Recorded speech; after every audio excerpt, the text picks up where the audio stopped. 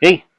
So, Newton's law of cooling, it states that the rate of temperature of a body, T sub B, is proportional to the difference, so, difference in body temperature and the environment temperature. Sabi, no, yung rate daw ng body temperature is proportional to the difference between the body temperature and the environment temperature. Okay? Ang pagbabago ng body temperature ay nakabase o proportional sa difference ng body at environment temperature. Okay? Ang ang magiging equation bali ay T derivative of T sub B is equal to ganito ha. Etong si Newton, ayaw niya ng K lang. Gusto niya negative K. No? Kaya siya naging Newton's law of cooling. Pero kung ginawa niyang K yan, hindi naman mali yun. Okay. Hindi nga lang Newton's law of cooling. Newton's law of heating. No? Ganun yun. Okay? T sub B minus T sub E. Ayan. So that, ganito yung kanyang equation. Siyempre, kapag sinolve natin dyan, ang variable lang naman dyan, T sub B tsaka yung T. Constant K, of course. Yung environment, constant yan. Bakit? Usually, sa mga room, no? Yung aircon, thermostat niya, nakaset sa 16. Pag pumasok ka, no, depende kung galing ka rin sa aircon o galing ka talaga sa labas, pawisan, di ba? Ibig sabihin, mainit-init pa yung katawan mo. Okay?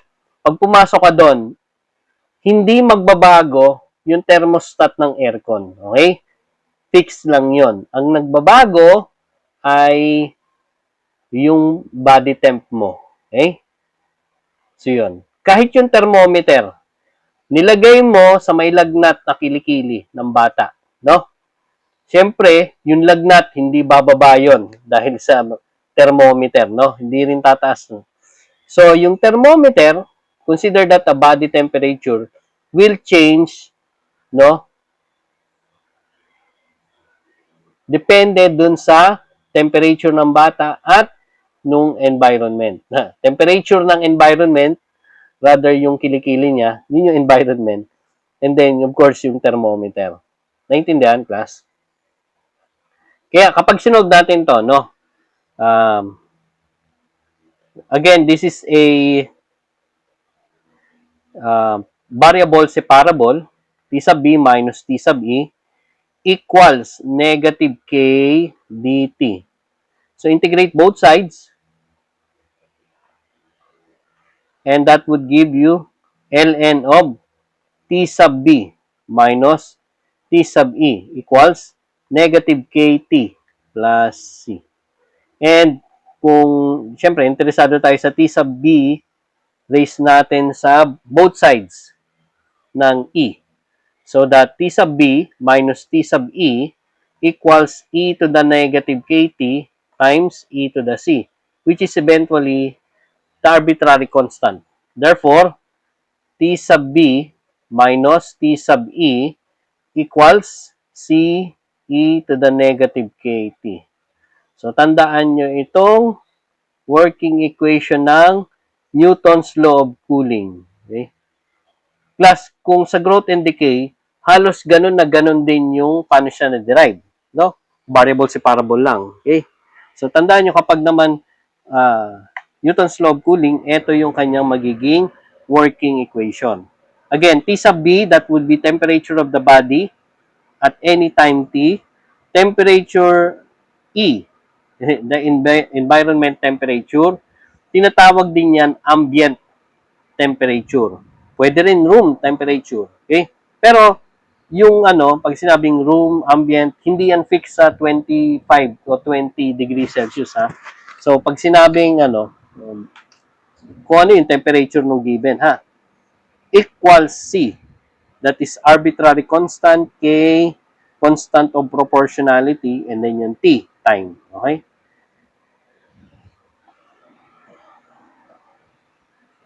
So, try natin solve tong example na to, no? So, given a thermometer, so ganito yung mga problem sa Newton's law of cooling. Mapapansin nyo dyan, maraming temperature, okay? And possibly, maraming time, no? After 1 minute, etc. Ganon din yung way ng pag-solve. Magte-table tayo, ha? Okay? So, sabi, a thermometer is taken from a room that is 20 degrees Celsius to the outdoors where the temperature is 5 degrees Celsius. After 1 minute, the thermometer reads 12 degrees Celsius. Use Newton's law of cooling. O, di ba? Ang bait ng nagawa ng problem, sinabi niya talaga anong gagamitin, no? But anyway, kahit hindi niya banggitin yan, ang solution niyan dapat ay Newton's law of cooling. Okay? So kung natandaan nyo, meron din kayo Newton's law of cooling sa physics 2 nyo, sa thermo. Yun yung sa convection. Yung sa heat transfer na convection. Pero sa heat transfer yun. Okay? So, use Newton's law of cooling to answer the following questions. A, what will the reading on the thermometer be after 1 more minute? And B, when will the thermometer read 6 degrees Celsius? Okay? So, lagay natin sa table. Tatlong column naman to. T sub B, T sub E, at saka yung time. Okay? Tatlo yan, ha?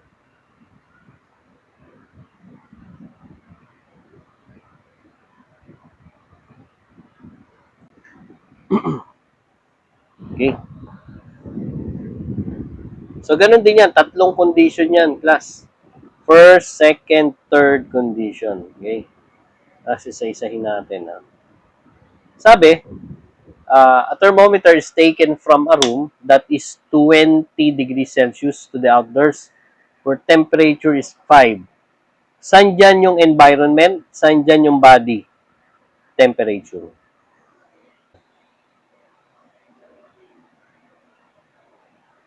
Tapos, yung environment, outdoor temperature, yun yung environment, 5 degrees Celsius. That is the initial value, okay? So, after 1 minute, so ibig sabihin, dapat consistent din to, class. Minutes, lahat yan dapat. After 1 minute, thermometer reads 12 degrees Celsius. Okay. So, sabi ko nga, yung environment temperature, hindi naman nagbabago yan. Kaya kahit hindi na nilalagay dyan, after 1 minute, thermometer, the environment is, ganon, 5 degrees Celsius still, ganon, wala. Lalagay mo na lang dyan 5 kasi hindi na magbago yan, di ba? No? Pero kung naranasan nyo yung sa PNR, ewan ko kung nakasakay na kayo ng PNR, naabutan nyo yung mobiyahe pa siya. Hindi yata, no? Hindi na naabutan, no? Doon ko naranasan yung yung body temp naging environment no? Halimbawa, sasakay ka sa sa PNR. Ako sa Santa Mesa ako sumasakay dati. Pagdating, ang sikip na talaga nun. Mismong sa Santa Mesa, hindi, maluwag pa, malamig pa nga eh. Pero kapag dumami na, halimbawa na sa Ayala na, sobrang sikip na. Yung kalamig na aircon na yon, hindi naman mababago yon. Pero dahil ang dami ng tao, mainit ang katawan ng tao, di ba? Pagpapawisan ka na kasi lumalabas, yun na yung environment mo, yung katawan nila. Halos punuin yan na nila yung PNR. Kaya papansin mo, kahit gaano kalamig yung aircon doon, talo na nila. Pagpapawisan ka na ulit. O, di ba? Doon ka makakita ng sira yung Newton's law of cooling doon. No? Yung environment, nagiging na lang, natatalo ng body. Kaya after 1 minute to, class, tingnan nyo, bumaba yung temperature ng body, ng thermometer. No? Kasi nga, 5 degrees lang yung nasa labas. So, malamig yun. Okay? Tapos, A, what will the reading on thermometer be after 1 more minute. Ito. Pag sinabing after 1 more minute, ibig sabihin 2 minutes na yon. After 1 plus 1, 2. O 2, after 2 minutes, ano na daw yung reading? No?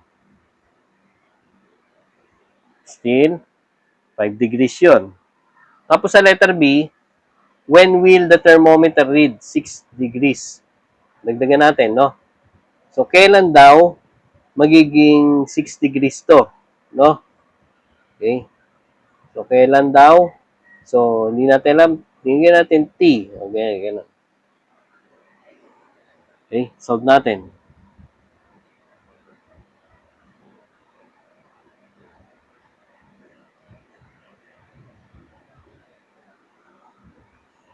So, yung condition 1, ano sabi? Ito yung pagbabasehan natin na T sub B minus T sub E equals C e to the negative K T. Okay? TB, 20 minus 5. No? 20 minus 5, no? 15.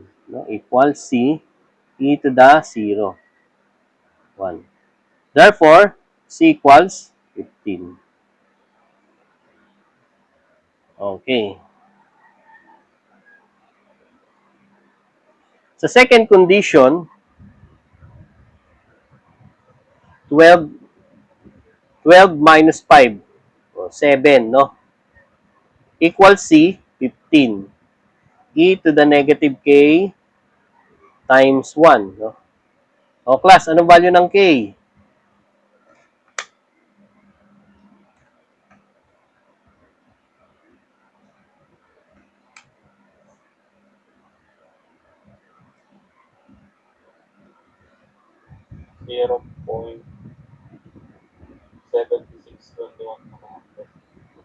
Yan. O kaya, ilagay mo na lang sa A. Okay? Tama yan. 0.762140. Yeah. Okay? Ganun pa rin. Sa first condition class, nakukuha mo yung C. Sa second condition, yung K. Di ba? First condition, C. Second condition, K. Okay?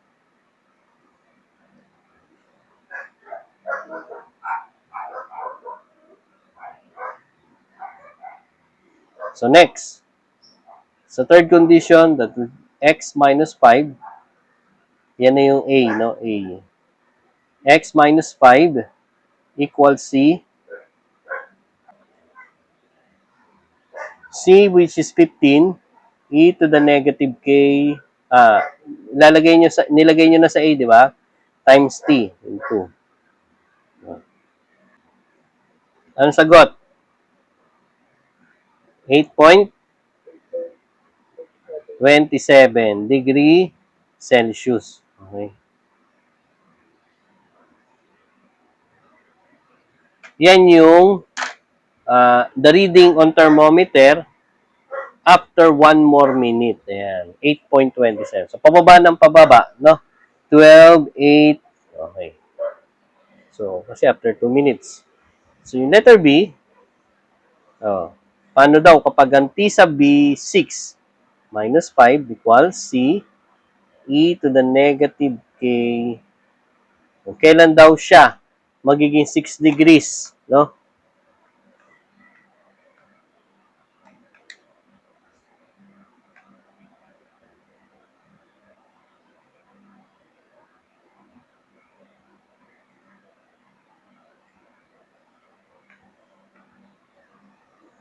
So, after 3 point, tama ba to?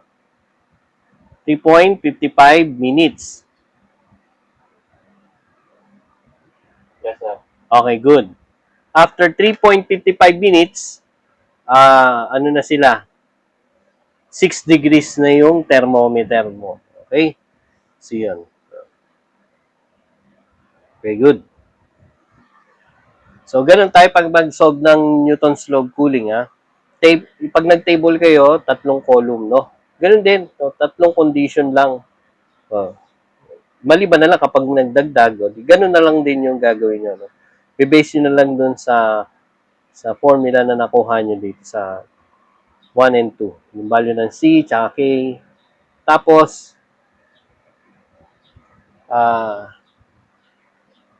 i-base nyo rito sa formula na to, no? Ito. T sub B minus T sub E equals C e to the negative KT. Okay? So, next. So, next, a thermometer reading 18 degree Fahrenheit is brought into a room where the temperature is 70 degree Fahrenheit. 1 minute later, temperature reading is 31 Fahrenheit. Determine the temperature reading as a function of time, and in particular, find the temperature reading 5 minutes after the thermometer is first brought into the room. So, maraming degree Fahrenheit, no? Maraming time. So, yun na yung hint nun. Newton's law of cooling, no?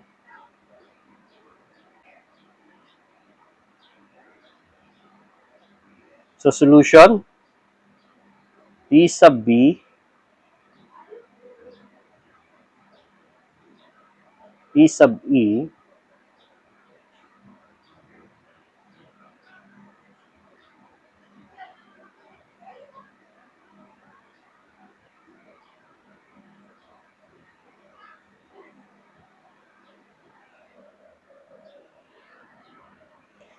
so, a thermometer reading 18 degree Fahrenheit. So, yung 18, yan yung body temperature. Okay?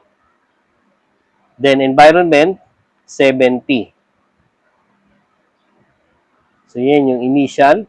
Okay? Then, after 1 minute later, 1 minute later, o di 1. 1 minute later, temperature reading is 31. No? So, again, hindi na kailangan banggitin to kasi constant lang yung environment.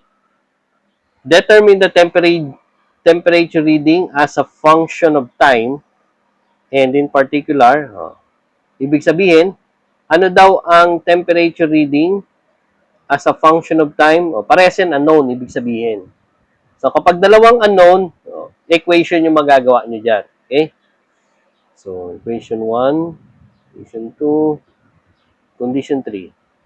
And then, find the temperature reading, 5 minutes. So, in terms of minutes pa rin to. 5 minutes after the thermometer is first brought into the room. So, ibig sabihin, X. Since initial, ano yung temperature niya, X na lang to. Okay?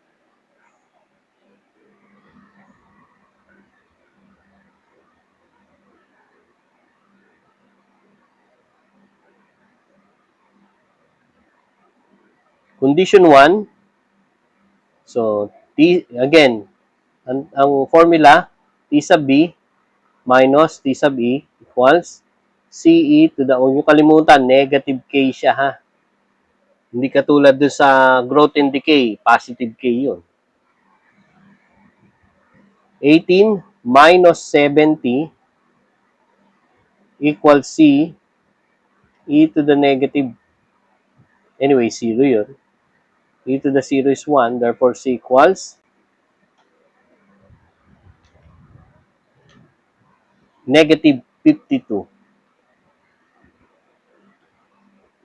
Okay? Nasundan ba?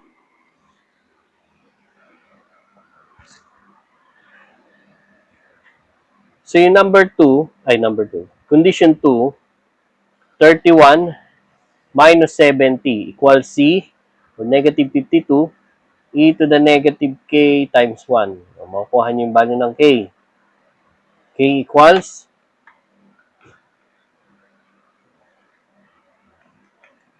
Negative 0.9271.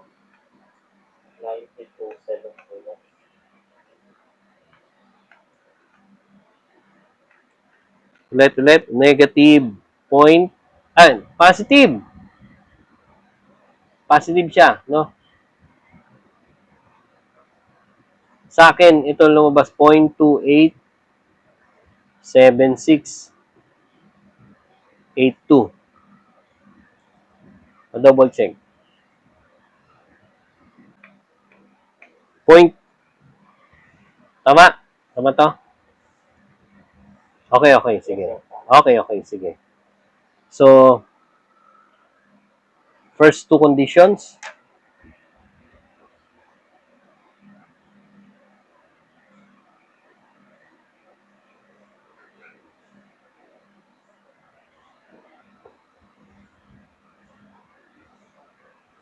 Yung pangatlo, yan, T sub B minus T sub E, 70, equals C, negative 52, E to the negative K, nilagay ko sa E. Ganito, no? Kapag ipepresent nyo yung sagot na katulad nito, no? T is T, no? Hinahanap, ano yung temperature reading as a function of time? Di T sub B. Equate mo yung T sub B, tapos dito, ang variable, time lang. 70 minus 52 e to the negative. Kahit i-represent mo lang to ng 2 decimal, pero hindi mo to gagamitin na equation kapag nag-solve ka. Diba? Para lang, ang purpose is, pakita mo lang yung, ano niya, yung rounded value, kasi nga, mahaba, no? Negative 0.2090. Pero kapag mag-solve ka, huwag mong gamitin yung 0.29 ganyan.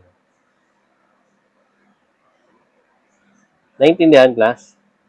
Ayan yung temperature reading as a function of time. So, equation talaga yan. Okay? Tapos, the rest, dyan mo na i-base yung letter A pala yan. Wala palang ganun. Next.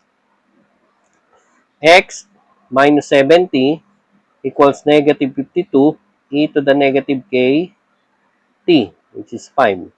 Ano daw ang value ng x after 5 minutes? Hindi, 57. Parang gano'n, no? 57. 57.66. Ay, 65.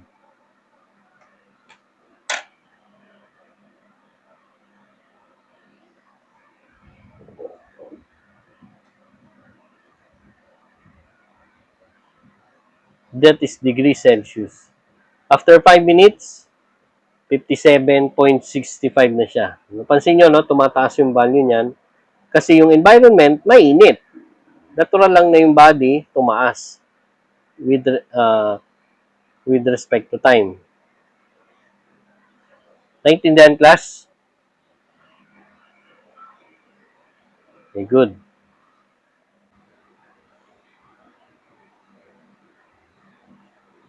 May ganitong klaseng problem, no? Na kung saan may given ng mga actual time. Okay?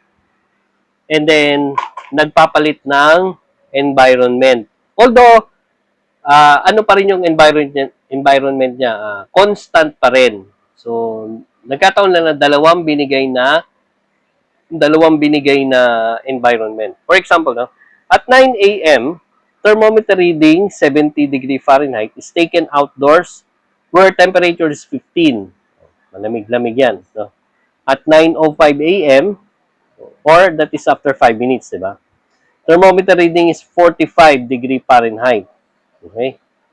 So, at 9:10 a.m., the thermometer is taken back indoors where temperature peaks at 70. Now, find the reading at 9:20 a.m. Okay? So, dalawa yan. Yung una, outdoors. Pangalawa, indoors naman. Okay? So, yan. Papakita ko sa inyo, ha. So, again, T sub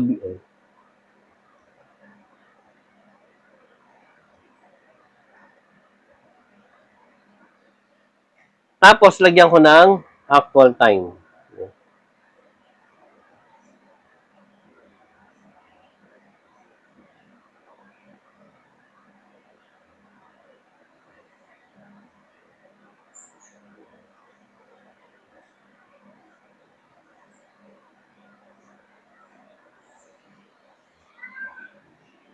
Sabi, at 9 a.m., ito yung start eh.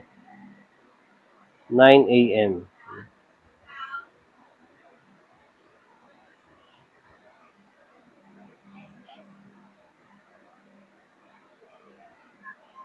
At 9 a.m., thermometer reading. Oh, yan yung body temperature. Okay? It's taken outdoors where the temperature is 15. 15 yung ano niya, outdoors yan. Okay? So that is initial value. Okay? So at 9:05 a.m., 9:05.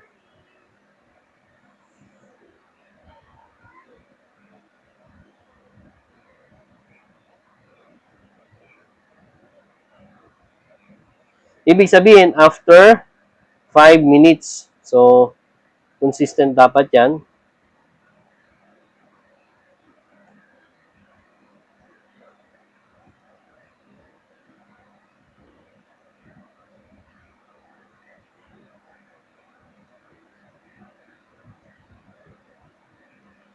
After 5 minutes. Okay? And this one is still 15. Kailan daw? 45, ay ano daw? 45. O, bumababa yung temperature niya kasi malamig. 15. No? So, at 9:10 a.m., 9:10 a.m., thermometer is taken back indoors. Ito mahalaga to, class, ha?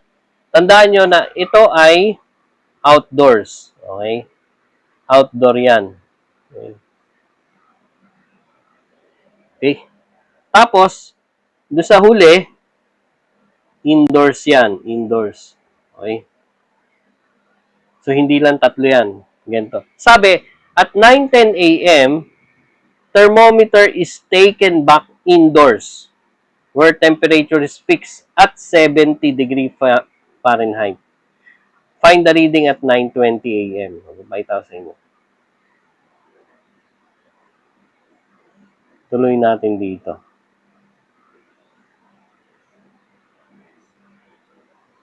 Okay. Yun na to. Indoors na to. Sabi, at 9:10 a.m., binalik sa indoors. Okay? 9:10 a.m. Okay? Siyempre, ang oras na tinanggal mo siya sa outdoor, walang iba, at 9:10 a.m. Walang ano dyan, 1 minute difference, no? Yung 9:10 a.m., yan yung huling time na tinanggal mo siya sa outdoor. So, nag-start siya sa indoor at 9:10 a.m. No? At 9:10 a.m., that is after 10 minutes from the start yan, ha? From the start. Okay? Then, yung huling condition para sa outdoor, dapat tatlo yan. Okay? Class, hindi binanggit at 9:10 a.m. kung ano ang temperature niya. Hindi natin alam, so variable x. Okay? Hindi natin alam, basta binanggit lang, 9:10 a.m., nilipat na sa indoor.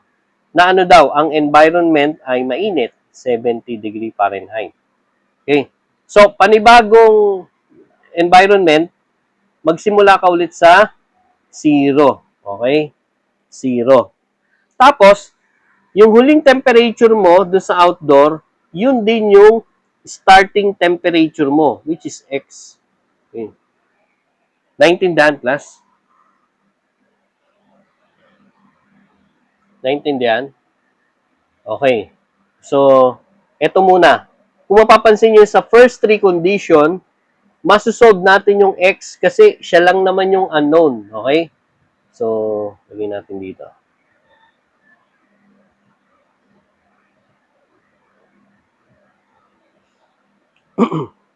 Condition 1, 70 minus 15 equals C, e to the negative k kt, 0.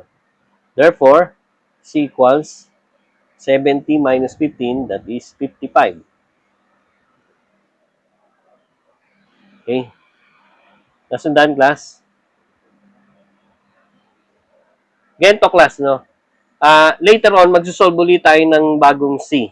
So, kapag dalawa yung environment, okay, dalawa din yung magiging arbitrary constant. So, let us make C sub 1, okay, for the outdoor environment. Okay, C1. Yung pangalawa, 45 minus 15 equals, yan, yung C, 55, C1, 55. Okay, e to the negative k times t, 5. Anong value ng k, class? 0.121227. Yan, hindi ko na isosolve, ha. Lagay nyo na lang sa A yung kumpleto. Okay? So, C, K. Okay? Then yung pangatlo, makukuha na natin yung X. Kasi, siya lang na may unknown doon. X minus 15 equals C, 55, e to the negative K, yan, nakalagay sa A, times T, 10. Ano yung value ng X? 31.36 degree Celsius.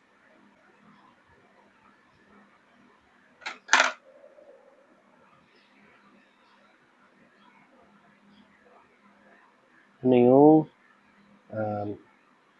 hindi hinahanap yung X. Okay? Hindi hinahanap yung X. Okay? So, kailangan lang natin kunin yung X para dito, no?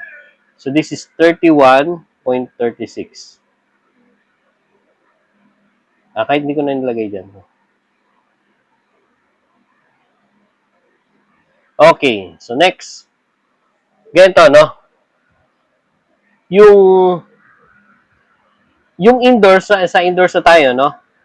Nag-start siya at 9:10 a.m. Kaya babalik tayo ng 0 kasi panibagong environment. So lalagyan ko ng ito yung difference ng okay. Then kukunin natin yung reading at 9:20, no? At 9:20 a.m. That is after 10 minutes din, no? 10 minutes. So still 70 degree Fahrenheit na yan. So sabihin natin y. So, ano daw ang temperature at 9:20 a.m.? Okay? Take note, yung K dito sa outdoors, okay? K outdoors, no? Ay equal lang sa K ng indoors. Okay? So, yung C dito magkaiba, pero yung K parehas. Okay? Yung K ng indoor equal lang sa K ng outdoors. Okay? So, ibig sabihin, dito ulit tayo sa, let's say, fourth condition, no? Fourth. So, X minus 70 or 31.36 minus 70 equals C. C2 yan, C2. Yan magkaiba na yan. Dito C1, dito C2. Okay? C2. E to the 0 ulit ang start. So, C2 equals 31.36 minus 70. Okay? Negative 38.64. Okay? Class magkaiba ng C, ng arbitrary constant, yung outdoor sa indoor. Pero yung value ng K, parehas lang. Kaya naman kung mapansin nyo sa indoors, dadalawa lang yung condition. No? Kasi may K na parehas lang yun. Okay? So masosolve na natin dito sa panglima. Yung y minus 70 equals C, negative 38.64, e to the negative k, yung na-save nyo sa A, times t, yung 10. No?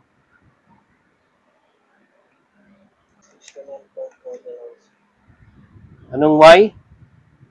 58. 58 Parang 58 Double check ko. 58.5 degree Fahrenheit. 58.5 pala. 58.5 degree Fahrenheit. Ayan. Nasundan, class, paano sinolve? So, may dalawang environment, although constant pa rin ang kanyang environment. Kung mapapansin nyo, sa outdoor 15, kapag sa indoor 70, di ba? Constant pa rin. Nagpalit lang ng ng environment, okay? So, kapag nagpalit ng environment, yung C sa una mapapalitan ng C2. Yung K parehas lang, no? Ano pa yung tatandaan? Yung last na temperature sa outdoor, yun ang initial temperature sa indoor. O, di ba? Yun ang dinala niya, no? So, dalawang condition na lang kailangan kasi nga may value na ng K. Parehas lang. Naintindihan, class? Okay. So, good. Okay, so yung next, last problem, no? Para sa Newton's law of cooling. In a murder investigation, corpse was found by a detective at exactly 8 p.m. Being alert, the detective also measured the body temperature and found it to be 70 degree Fahrenheit. So 2 hours later, the detective measured the body temperature again and found it to be 60 degree Fahrenheit. If the room temp is 50, and assuming that the body temp of the person before death was 98.6, so at what time did the murder occur? Okay. So, ganito, no, class, pag nagsusolve ng murder investigation. Marami na klaseng ganyan na problem. Okay? Usually, applicable lang yung differential equation sa mga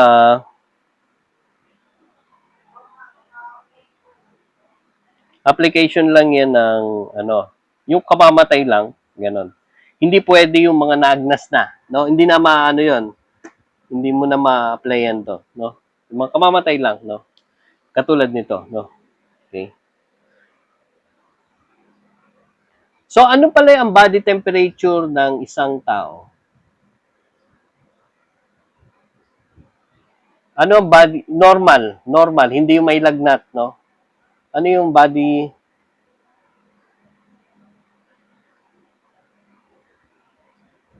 Human body temperature. Ano to, class? Ito ay, ano human body temp? Average. Nominal value. Ano yun? Anyone? Alam nyo ba? Ha? 98.6 Fahrenheit. In terms, 98.6. Okay. O kaya, in terms of degrees Celsius, that is 37 degrees Celsius. Okay? Yung nabubuhay pa ang tao, malamang buhay siya kasi 37, no? Okay, 37 siya. Okay?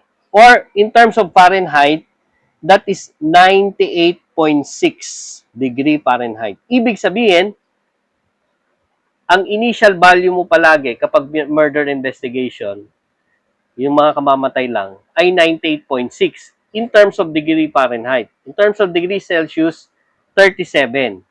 Ibig sabihin, pwedeng hindi nagbibigay ng problem, yung initial. Kasi no, human body temperature, yung nabubuhay pa siya. Yun yung initial niya. Kasi kung ilalagay ko dito, body temp, no? Environment, ito yung time. Pero dahil dun sa kaso na to, no, meron pa tong actual time, no? Meron pa tong actual time, okay? Okay.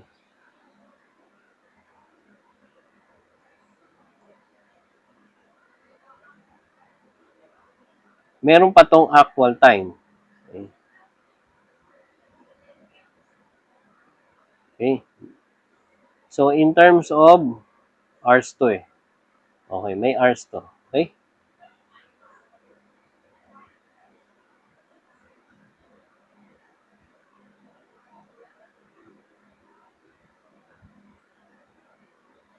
Okay. So, Yung nabubuhay pa siya, ito yung initial mo 98.6 or 37. Since Fahrenheit yung mga given na temperature, 98.6. Ibig sabihin, mabait pa yung nagawa ng problem na to kasi sinabi niya pa talaga, no, sa problem, no. The temperature of the person before death was 98.6.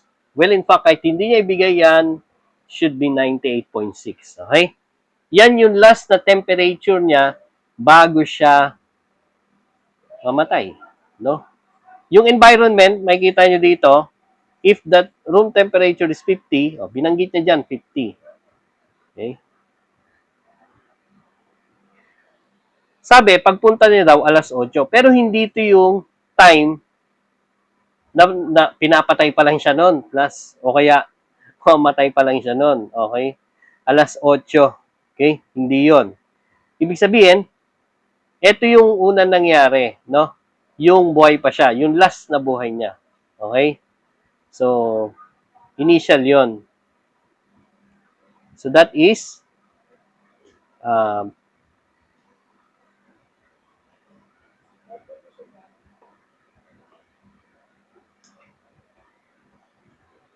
uh, ano yan? Ano yan? Ha? Ano yan? What's that? What are you saying? Ano yan? Ito yung time of death class. Okay?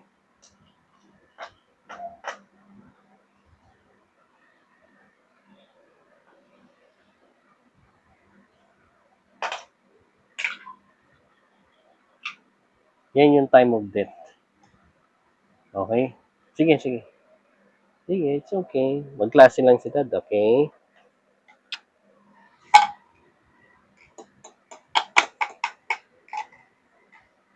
Dito, pumunta na siya dito at 8 p.m. Dito siya pumunta. At 8 p.m., okay, 8 p.m. So, pagdating niya doon, 50 degree Fahrenheit naabutan niya. Okay, yung environment. So, meron corpse, tapos yung temperature ng tao na yon 70. Okay? Ibig sabihin, lumalamig siya. Okay? So, etong zero, di ba, ito yung initial. Yung time of death, hindi pa alam. Ito yung susolve eh. So, pumunta siya dito after X hours. Okay? After X hours from the time of death. So, hindi mo alam kung ilang oras yun. Okay?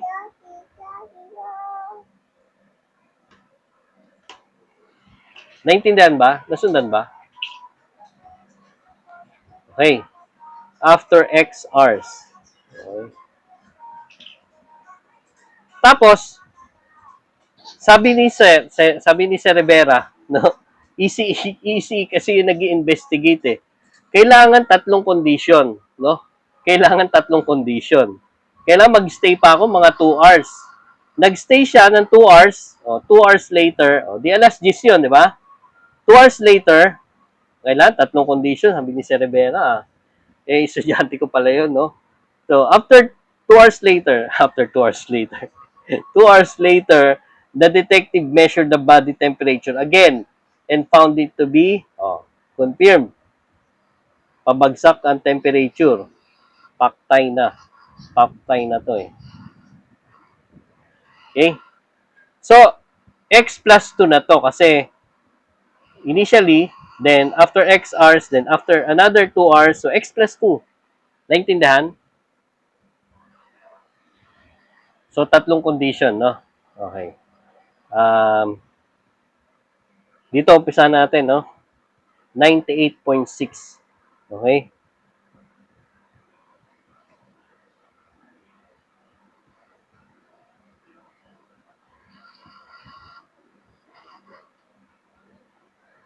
98.6 minus 50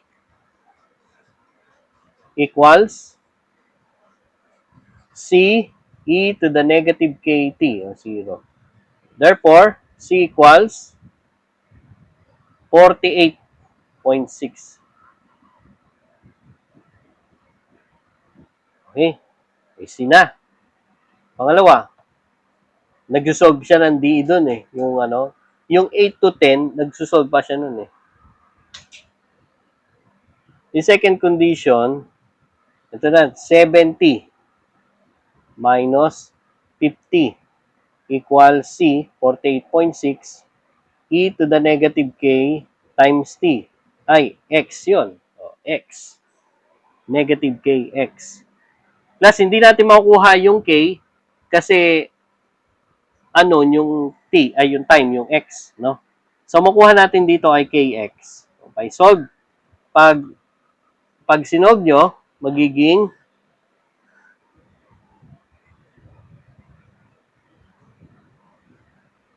0.887891.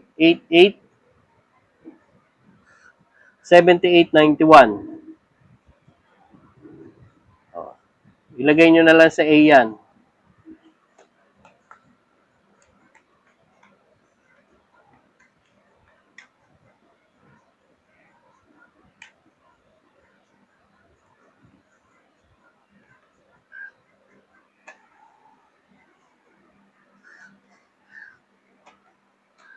Kx.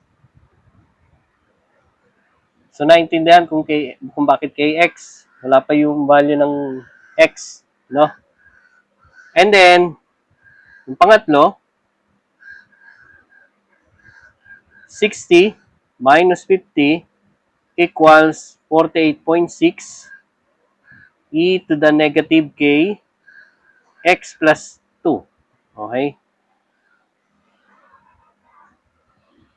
So, try natin ayusin. 60 minus 50 is 10 equals 48.6 e to the negative kx. Pag dinistribute mo yung negative k, so minus 2k pa itong isa, no?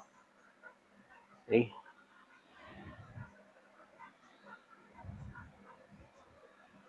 Tandaan nyo yung kx dito, may value. Yan yung nilagay natin sa a, di ba? So, that is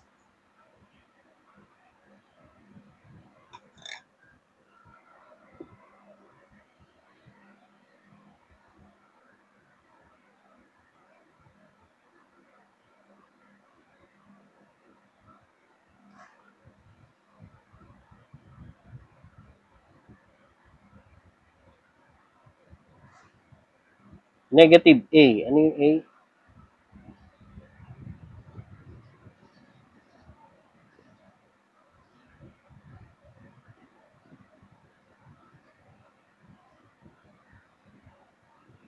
So, makukuha natin yung value of k dyan kasi nga, ang unknown na lang yung k, no? So, ang sagot, 0.346574. 2.65.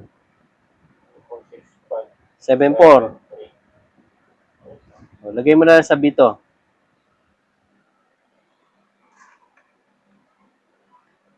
Meron ng value sa A. Nakuha na natin yung K. Okay? So, tandaan nyo, yung KX, di ba, nakuha natin, yan yung nasa A, value ng A. Okay? So, therefore, yung X is equal to, di ba, pag inayos mo to, X equals A over B. A over K. No? A over K. Or A over, yung value ng K, nasa B. Okay? Divide nyo lang yung A sa B kasi X equals A over K or A over B. That is 2.56 hours. Okay? 2.56 hours. Yung X na yan is 2 hours and pag kinonvert natin yung 0.56 hours to minutes. So sabi dito, 60 minutes is equal to 1 hour. Okay, cancel ang hour.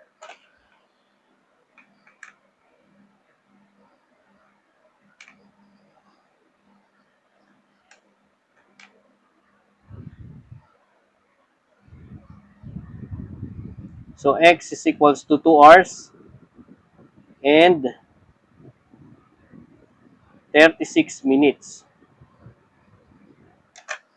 Okay?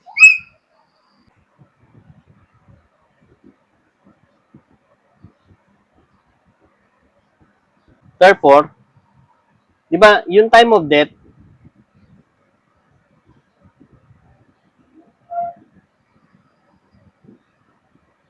okay, yung time of death, kung napansin nyo dito sa, ano, yung time of death ito, hindi natin alam kung ano oras siya namatay. Pagpunta natin doon, alas 8. Pagpunta ng investigator, alas 8. That is X hours ago. And then we found out, we solved, X is 2 hours and 36 minutes ago. So, ibig sabihin, 2 oras at 36 minutes na siyang patay. Na-solve natin. So, yung time of death, paatrasin natin yung 8 p.m. to 2 hours and 36 minutes. Anong oras yun?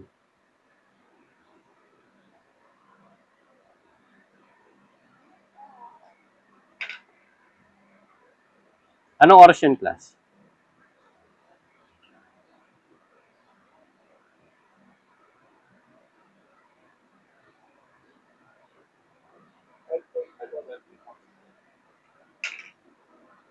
Five,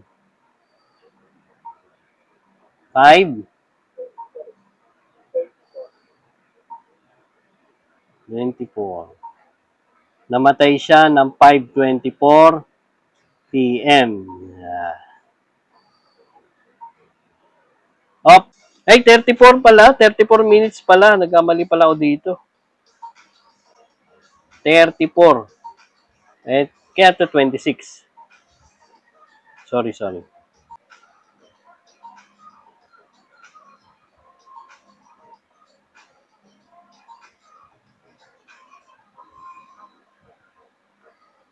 Yeah, yeah, yeah.